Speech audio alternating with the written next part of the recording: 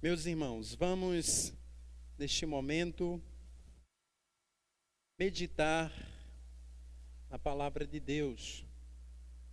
Nós estamos no mês da família, as nossas reflexões estão voltadas para este tema, para esta realidade tão importante.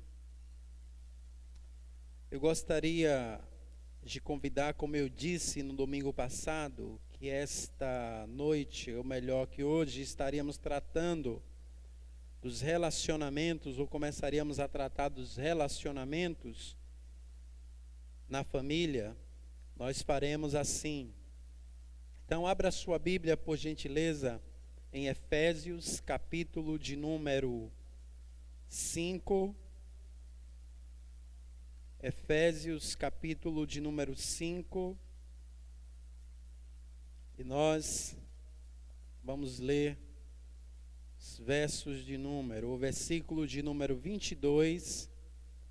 Chegaremos ao versículo de número 24. Antes de qualquer coisa, eu gostaria que você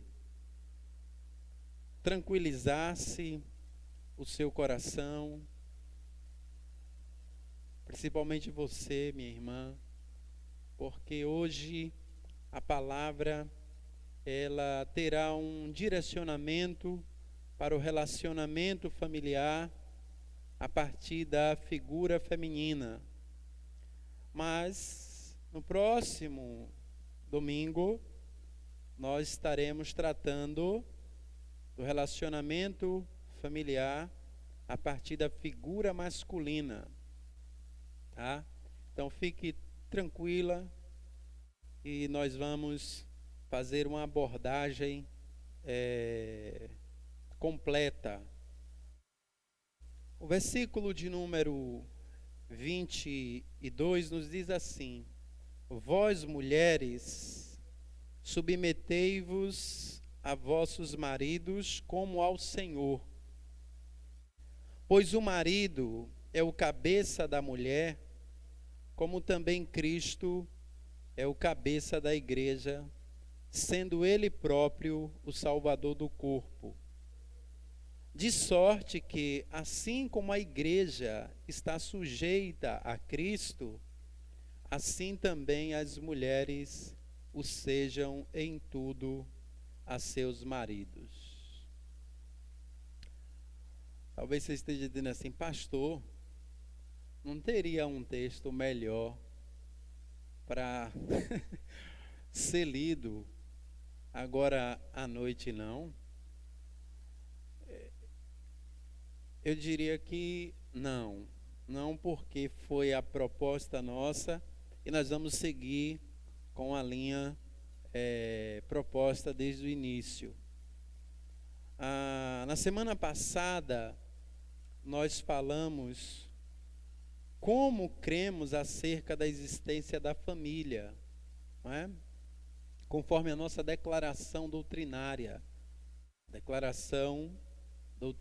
da Convenção Batista Brasileira. E nós vimos lá, na declaração e no domingo passado, que a família foi criada por Deus para o bem do homem e é a primeira instituição da sociedade. Sua base é o casamento monogâmico e duradouro por toda a vida, só podendo ser desfeito pela morte ou pela infidelidade conjugal. O propósito imediato da família é glorificar a Deus e prover a satisfação das necessidades humanas de comunhão, educação, companheirismo, segurança, preservação da espécie e, bem assim, o perfeito ajustamento da pessoa humana em todas as suas dimensões. Caída em virtude do pecado, Deus provê para ela, mediante a fé em Cristo, a bênção da salvação temporal e eterna, e quando salva, poderá cumprir seus fins temporais e promover a glória de Deus. Bom, nós existimos então, em primeira instância, para glorificar a Deus como família. Então, famílias fortalecidas na palavra, que é a nossa temática mensal, glorifica a Deus por meio dos seus relacionamentos. Famílias firmadas na palavra glorificam a Deus por meio dos seus relacionamentos. O mundo em que vivemos tenta nos amedrontar de todas as maneiras, inclusive nos rotulando como radicais, como bitolados, como preconceituosos, como ignorantes, mas tudo isso não passa de acusações infundadas, acusações injustas e acusações maldosas, porque nós não somos nada disso, apenas nós somos pessoas que caminham na vida com convicções que estão arraigadas na palavra de Deus. Mas o pior, meus amados irmãos, é que nós temos uma quantidade significativa de cristãos modelados por esta era, e as suas mentes estão quase que formatadas, e esta formatação nós encontramos muitas vezes evidências dela nas terminologias e nos discursos politicamente corretos, tá? Cheios, às vezes, de uma amorosidade que chega a dar medo, tendo ojeriza, pavor, a tudo aquilo que remete a uma espécie de ordem absoluta. E palavras tipo padrões, sabe, assusta, e alguns costumam evitar.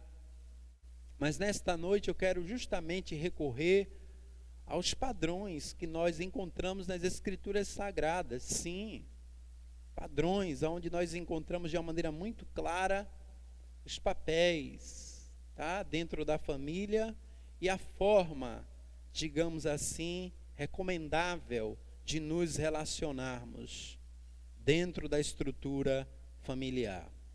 Então, neste tempo permeado pela revolução das incertezas, pela celebração das simulações imperfeitas da realidade, nós precisamos caminhar com a verdade de Deus no nosso coração, revelada em Cristo Jesus. Nós precisamos ter as certezas dos princípios eternos da palavra de Deus, que devem orientar a nossa vida em alta. E a carta que nós lemos, que foi a carta que Paulo escreveu aos Efésios, ou cristãos do primeiro século, tem 6 capítulos, e nos 3 primeiros capítulos nós temos uma exposição teológica com ênfase na doutrina neotestamentária. Os 3 últimos capítulos são práticos e tratam do comportamento cristão como expressão da doutrina confessada. Então, a carta inteira, ela equilibra doutrina cristã e dever cristão. Equilibra fé e conduta, vida. O que Deus fez em nós, através de Cristo, e o que nós devemos ser e fazer como consequência do que recebemos por meio de Cristo Jesus. Daí a expressão andar, ou o verbo andar, aparece aqui neste capítulo e no anterior de uma maneira muito clara, enfatizando a necessidade que nós temos de ter um andar, ter uma vida que seja correspondente à realidade nova que vivemos em Cristo Jesus. John Stott, no seu livro A Mensagem de Efésios, nos diz que o tema central desta carta é a nova sociedade de Deus. E a sua mensagem clara é o que Deus fez por meio da obra histórica de Jesus Cristo e continua a fazer através do seu Espírito hoje, a fim de edificar a sua nova sociedade no meio da velha, que é justamente o mundo. Então ele apresenta uma estrutura da carta mostrando que o capítulo 1 ao capítulo 2 temos aí a nova vida que Deus nos deu em Cristo Jesus. E esta vida é uma vida vivida pela plenitude e diversidade da nossa vida em comum. Nós temos a nova sociedade que Deus criou mediante Cristo, que vai do capítulo 2, versículo 11 ao 3, 21, vivida pela pureza e amor em nossos relacionamentos cotidianos. E temos os novos padrões que Deus espera da nova sociedade, especialmente a união e a pureza. E os novos relacionamentos para os quais Deus nos trouxe. Então, nós vamos ter uma vida vivida pela mútua submissão e por um relacionamento amoroso e cuidadoso no lar, vivendo também com estabilidade, não apenas com harmonia no lar, mas com estabilidade para enfrentar a luta contra o mal, que o apóstolo Paulo apresenta no final da carta dele, uma luta contra as potestades e os poderes do mal, mas esta luta tem implicações históricas, tem implicações reais. Então aqui nós aprendemos sobre o padrão de Deus para os relacionamentos familiares, como nós glorificamos a Deus a partir dos relacionamentos familiares. O livro Santos no Mundo, ele diz que o marido e a mulher têm a tarefa de erigir e estabelecer o reino glorioso de Cristo em sua casa.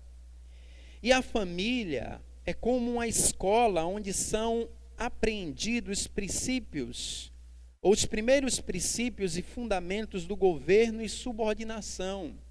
E acrescenta que a verdadeira imagem da comunidade, tudo estará bem na comunidade onde a família são apropriadamente ajustada. A cosmovisão cristã, ou a visão de mundo que é nos dada pelas escrituras sagradas, ela nos faz perceber com clareza, como percebiam os puritanos, que a família, enquanto instituição sagrada, existia em primeiro lugar para glorificar a Deus, o benefício da sociedade e realização pessoal de todos os seus membros, promovendo o companheirismo e apoio. E mostra que a finalidade do casamento é evitar a inconveniência da solidão. E que Deus providenciou o casamento e a família para que os problemas infinitos que sobrevêm a nós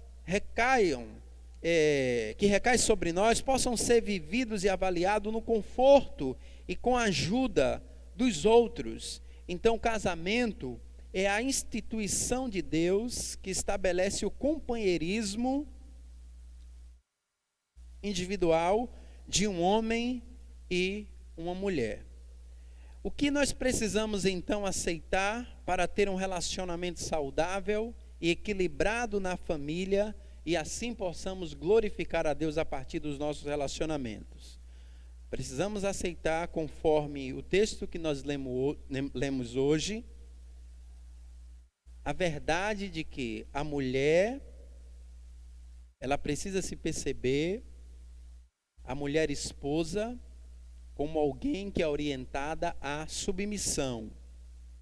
E ela é, então, uma auxiliadora, tá? Uma auxiliadora.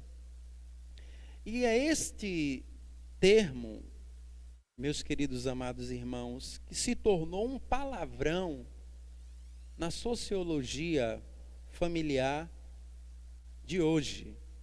Quando se fala em submissão, ai meu Deus, o mundo parece que desaba, né?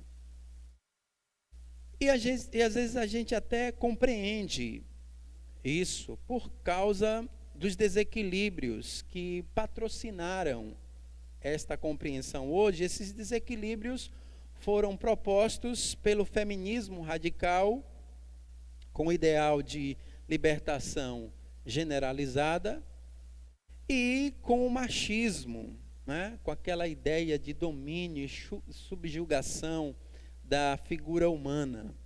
São extremos que não servem à realidade cristã, tá? Não serve à realidade cristã. A Bíblia, ela nos dá parâmetros equilibrados. Nós não precisamos recorrer a nenhuma ideologia nefasta e desequilibrada para nos relacionarmos dentro do contexto familiar e nem em outro lugar.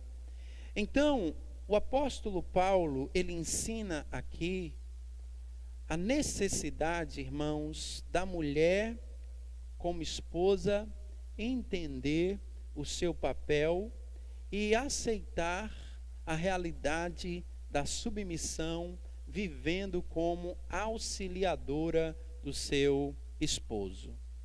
Não se incomode depressa não, que eu vou explicar direitinho por onde passa a compreensão de submissão, tá?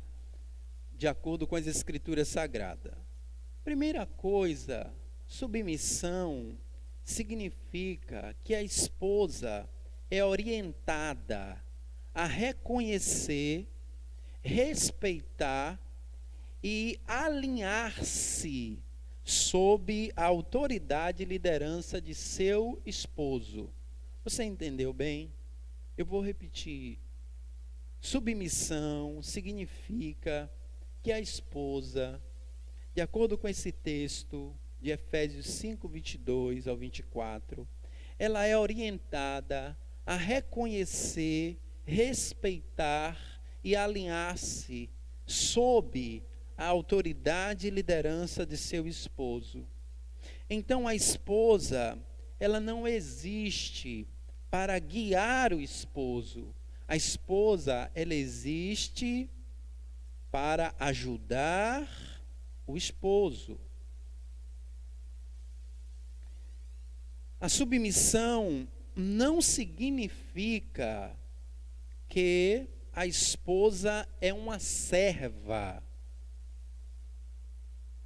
Não significa que a esposa é uma escrava do seu esposo. Não significa que a esposa, que a mulher, ela é inferior ao homem, ao esposo. Não é este conceito, não é esta ideia que o texto nos dá. Não significa que ela é inferior ao esposo, pois a hierarquia ensinada aqui neste texto, é verdade que aqui tem uma hierarquia, mas a hierarquia ensinada aqui neste texto não diz respeito a valor, não diz respeito a valor pessoal. É uma hierarquia que diz respeito ao funcional.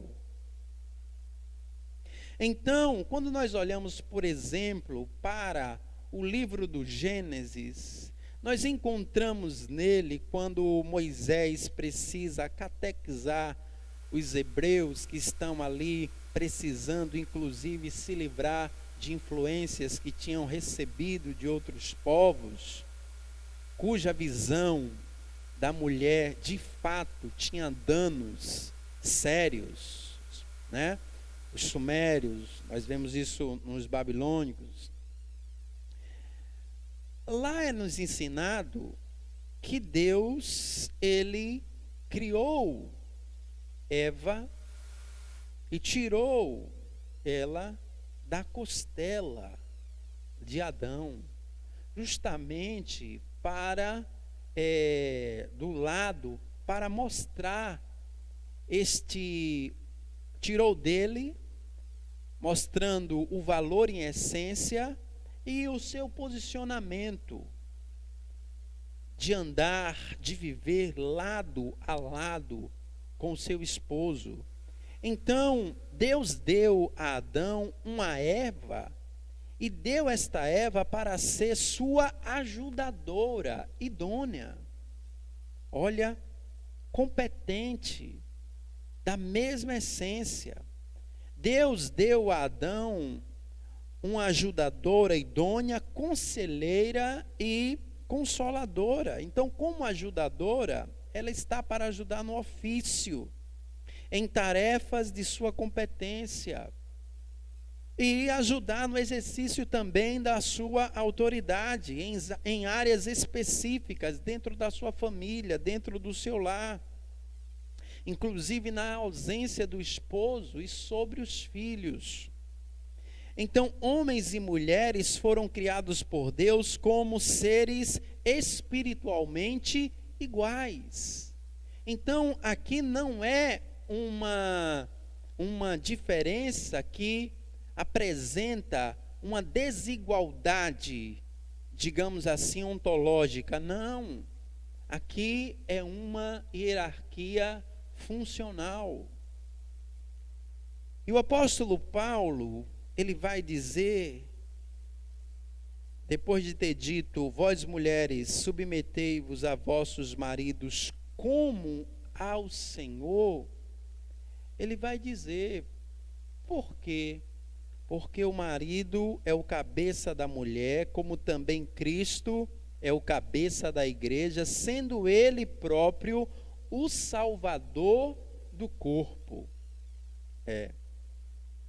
E aí, como, porém, a igreja está sujeita a Cristo, olha bem, a igreja está sujeita a Cristo, assim também as mulheres estejam submissas ao seu marido. Isso aqui não sou eu que estou falando, não. Isso aqui é a Bíblia, as Escrituras Sagradas. Talvez você está dizendo, mas pastor, não foi para aqueles tempos, não. Porque o homem pós-moderno, ele não ia se afinar com a linguagem dessa. Você acha que Deus não sabia disso, não? Que o homem pós-moderno teria essa dificuldade de se afinar com princípios fundamentais das Escrituras Sagradas? Você acha que você está sendo mesmo mais inteligente que o próprio Deus?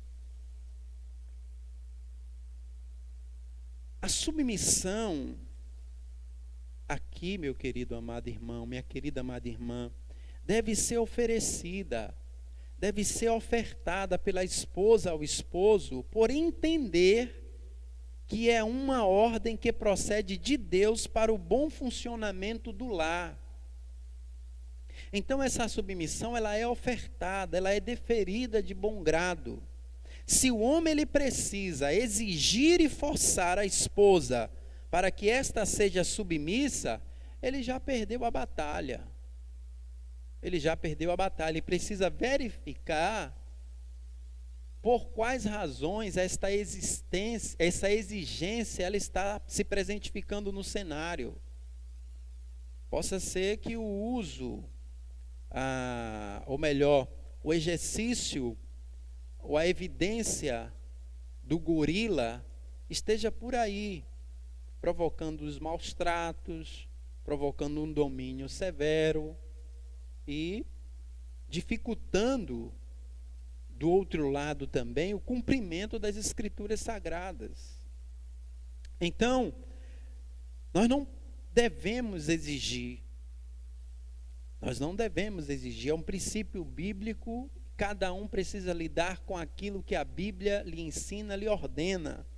Muito embora seja do esposo a responsabilidade de liderar e decidir, ele não deve fazer isto autonomamente. Ele deve contar, sim, com a prudência e destreza da esposa na construção e preservação de seu lar. Não é para se portar como se a esposa não pudesse contribuir, não pudesse ajudar, não pudesse opinar. Não é esse conceito que está aqui. Essa submissão, ela tem como parâmetro, se nós olharmos bem, Paulo, ele faz justamente a comparação. E o parâmetro aqui que ele apresenta é a relação de Cristo com a igreja.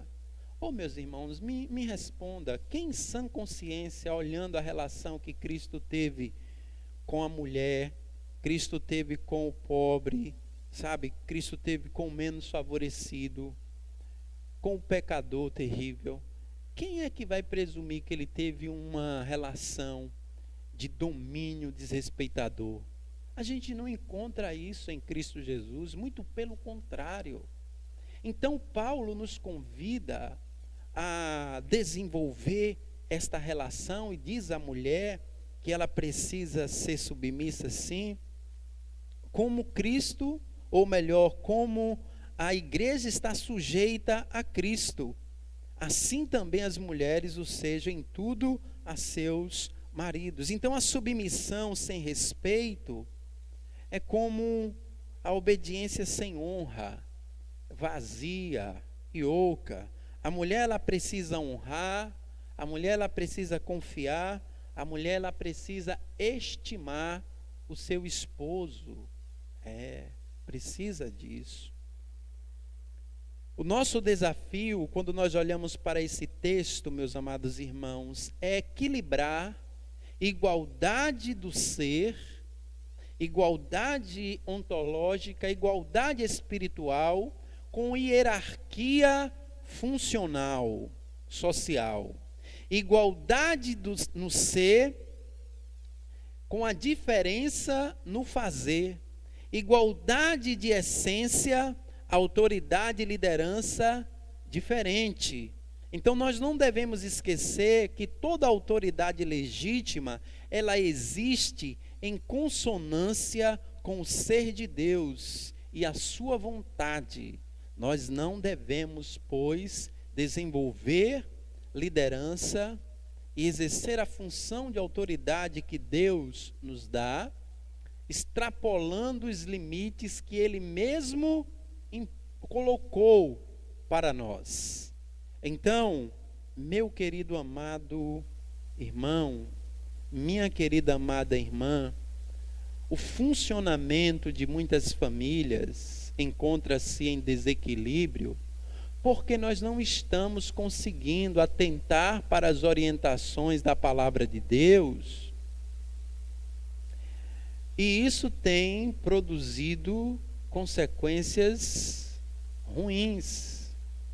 Nós estamos com uma geração sendo influenciada por um discurso que é altamente pernicioso, que deve sim ser ouvido, deve ser estudado e deve ser avaliado criteriosamente pelas lentes das Escrituras Sagradas. A sua vida deve ser conduzida não por Judith Butler. A sua vida deve ser conduzida não por Irigaray. A sua vida deve ser conduzida pelos princípios da palavra de Deus. Esses ideais feministas, principalmente o de terceira onda, que é altamente prejudicial e nefasto à família, deve ser percebido e confrontado, não absorvido. E é justamente isso que está se popularizando, que tem influenciado as nossas famílias cristãs. E nós temos inclusive jovens dentro da igreja que colocaram o pé na universidade ou até mesmo na escola no nível médio e, infelizmente, às vezes até por uma visão um pouco superficial das escrituras sagradas, foram cooptadas por essas ideologias e eles estão com impossibilidade de perceber as implicações que isso poderá trazer para a sua vida a médio e a longo prazo.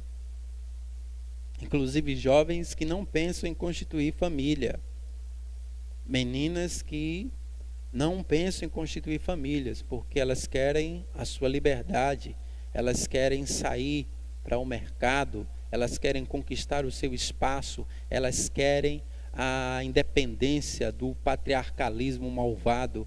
Minha querida irmã, você pode sim sair, você pode desenvolver funções preciosas na sociedade, pode sim, sem necessariamente jogar a sua identidade fora, sem necessariamente se desintegrar, sem necessariamente rejeitar a maternidade, esta bênção que Deus colocou em você, na sua constituição.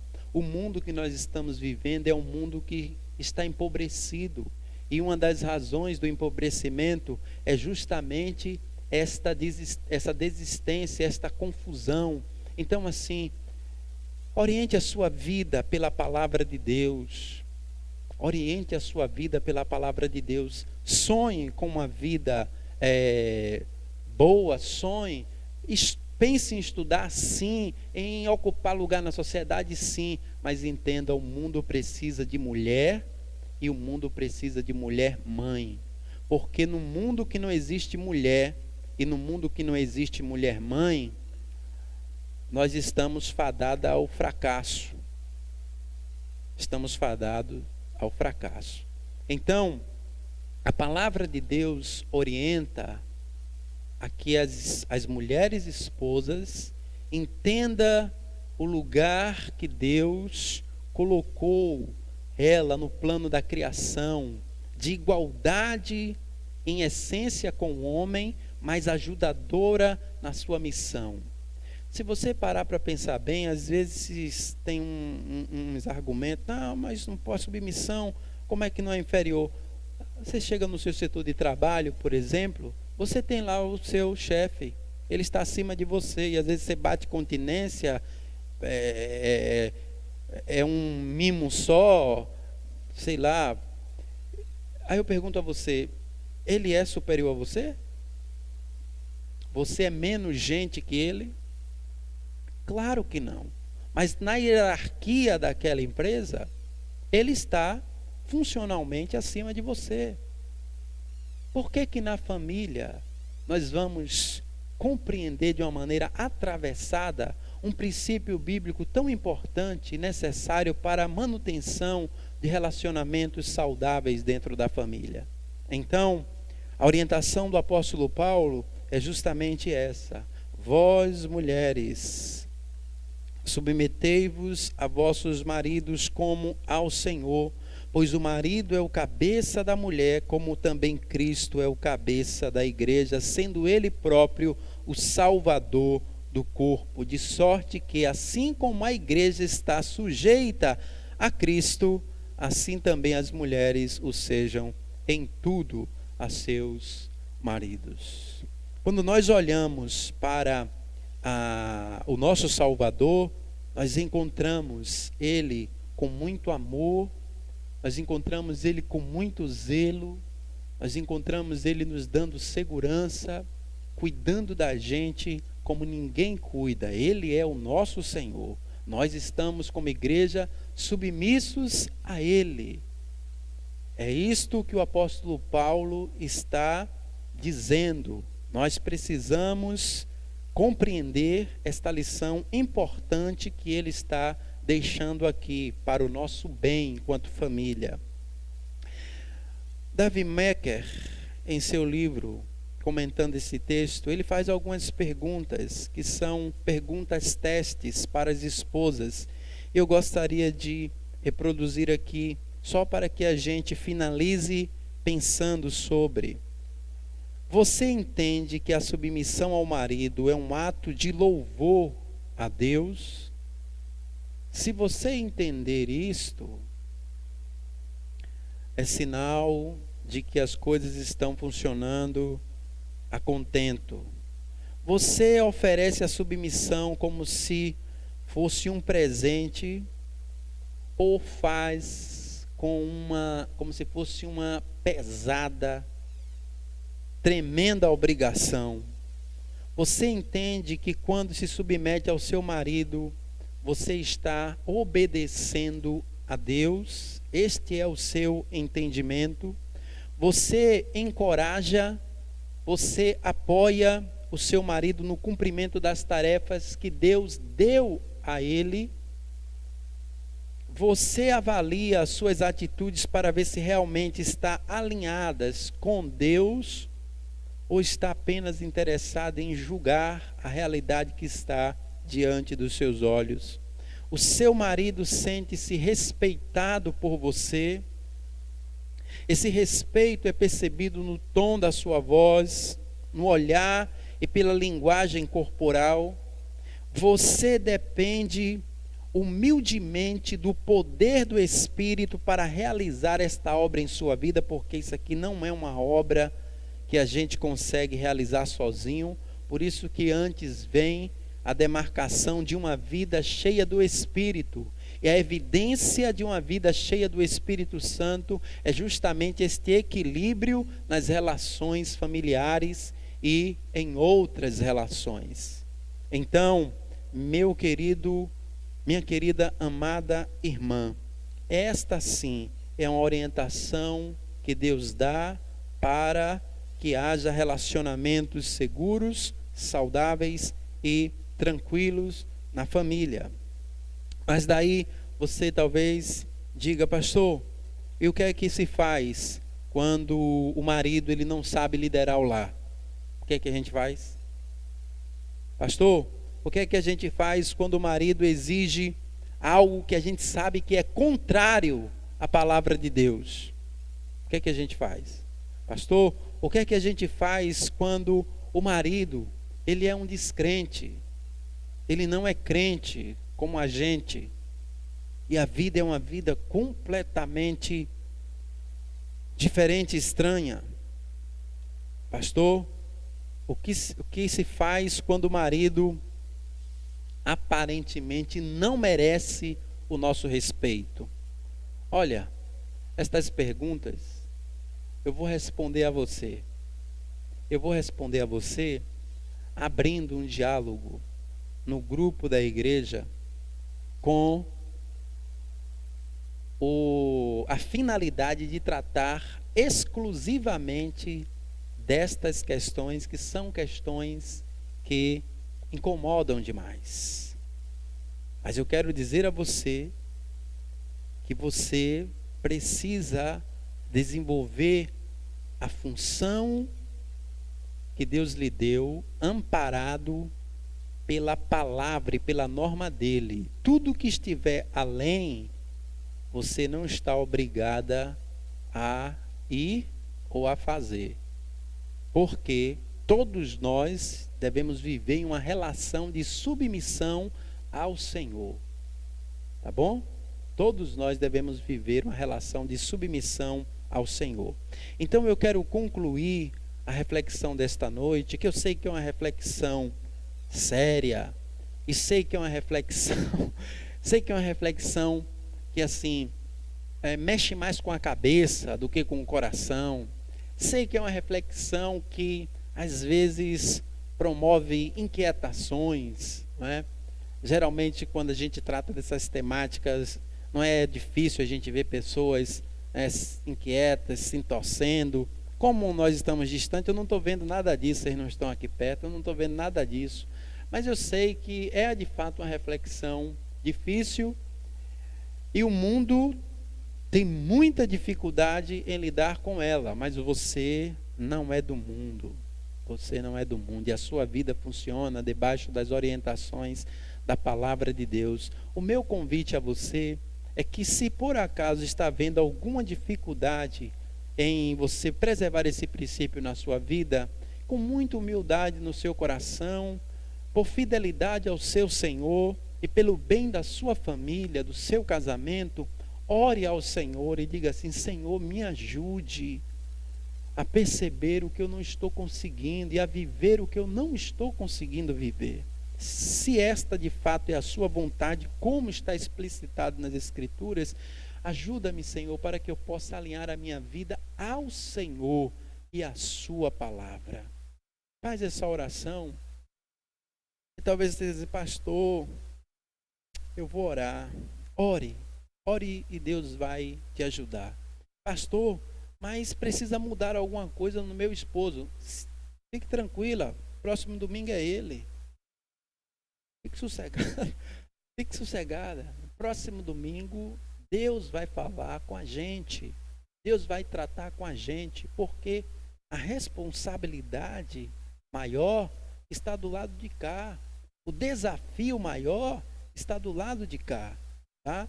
E a nossa ideia aqui não é reproduzir um discurso machista, não é promover nenhuma espécie de domínio. Nossa ideia aqui não é essa. Nossa ideia aqui é que nós, como família, possamos assumir os papéis que Deus nos deu e desenvolver eles com muita honestidade e dependência da graça do Senhor, para honrar a Deus em primeiro lugar e para abençoar a nossa casa, a nossa família, e assim possamos inclusive influenciar o mundo. Então eu quero terminar dizendo que, se dissemos no início que famílias fortalecidas na palavra de Deus glorifica a Deus através dos seus relacionamentos, em primeiro lugar nós vimos então que Deus ele é glorificado em nossa família quando a mulher vive a submissão ao esposo, uma submissão de coração, como é ensinada nas Escrituras Sagradas. E na próxima reflexão nossa, nós vamos ver que nós glorificamos a Deus em família quando o homem, como esposo, desenvolve uma liderança amorosa para com a sua esposa, para com o seu lar. Então nós vamos tratar disso na próxima reflexão nossa. Podemos então orar para que Deus nos ajude, para que Deus nos abençoe? Senhor, nós te damos graças, porque tudo que temos está na sua palavra. Tudo que nós precisamos para que possamos viver bem e viver de acordo à vontade do Senhor está expresso na sua palavra. É verdade, Deus, que a queda ela não trouxe a submissão. A submissão estava posta antes, mas a queda perverteu a relação de submissão, perverteu a relação entre o homem e a mulher. Mas em Cristo Jesus, Senhor, nós fomos feitos nova criação.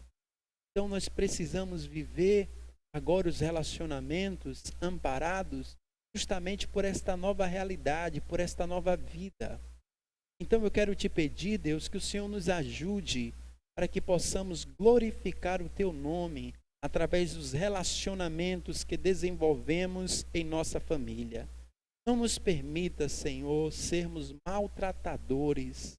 Não nos permita, Deus, desonrar o Senhor, maltratando as pessoas que o Senhor exige. O Senhor exige e o Senhor nos orientou que devemos amar. Portanto, Deus, nós te pedimos que pela sua graça, o Senhor trabalhe no coração das tuas servas, Senhor, para que elas possam compreender o valor, compreender a bênção de desenvolver um relacionamento pautado pelo respeito, pela consideração, pelo reconhecimento da liderança do seu esposo, e o desejo, Senhor, de ajudá-lo a cumprir a missão que o Senhor colocou em suas mãos, Pai. Deus, no nome de Jesus, eu quero orar por aquela família, ou por aquele casamento que está vivendo dias difíceis, e a dificuldade está aparecendo justamente por conta da ausência deste princípio sendo obedecido neste casamento, nesta família. Ajuda a tua filha, ajuda o teu filho, para que eles possam, ó Deus, olhando para a sua palavra, fazer convergir por obra do teu Espírito Santo as suas vidas para o lugar em que a sua palavra sinaliza. Senhor Deus, eu quero te pedir que o Senhor nos ajude, Deus, a termos a nossa família influenciada pela sua palavra e não pelo mundo que trabalha para destruí-la. Senhor, nós te pedimos isto, te pedimos que o Senhor nos faça desfrutar de alegria, de paz, de contentamento, satisfação dentro do nosso lar, no nosso casamento. Senhor, desfaz todas as implicações negativas de um relacionamento que até aqui foi vivido sem considerar os parâmetros da sua palavra. E ajuda aqueles que precisam de ajuda a refazer sua realidade, refazer o seu caminho, refazer as suas vidas. Nós oramos pedindo que o Senhor continue com a sua mão estendida sobre o nosso lar, sobre a vida de cada um dos teus filhos, cada pessoa que nos acompanha agora. Pedimos que o Senhor nos conceda uma noite de paz na sua presença, uma semana, Senhor, de muitas bênçãos, muitas vitórias e oportunidades para que sejamos melhores do que fomos nessa semana que se findou. Senhor, nós oramos assim e oramos agradecidos em nome de Jesus. Amém.